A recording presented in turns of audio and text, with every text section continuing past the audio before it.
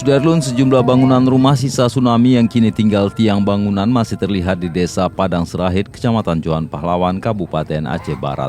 Setelah musibah tsunami melanda, masyarakat meninggalkan desa tersebut.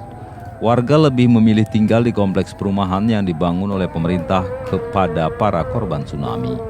Sementara sejumlah bangunan yang masih tersisa tersebut masih terlihat jelas seperti pertama kejadian bencana itu terjadi. Namun hanya 20 rumah yang masih ditinggali, sedangkan masyarakat lainnya sudah pindah. Daerah Padang Serahit sebelum bencana tsunami merupakan salah satu desa di Johan Pahlawan yang padat penduduknya. Satu bulan dari lalu itu sekitar jam 8 itu kami bongkar ikan itu. Siap bongkar ikan, sesudah bongkar ikan gempa, siap gempa itu kami lari cari keluarga. Sampai ke rumah kami mengungsi di Runding waktu itu. Sesudah itu siap kami di situ air naik kami lari ke Senubu. Nggak ada yang tinggal tuh. Yang tinggal satu itu, meski satu.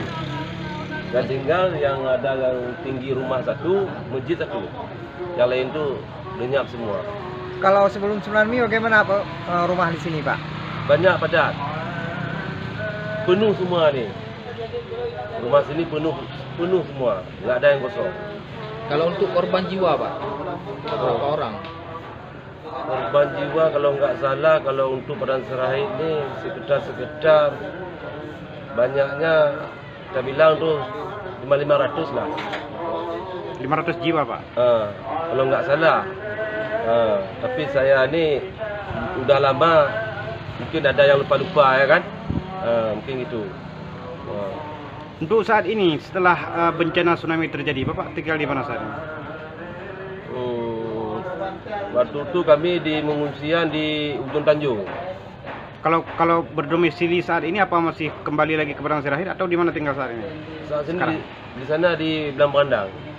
Dari Aceh Barat, Saadul Bahri, Serambion TV.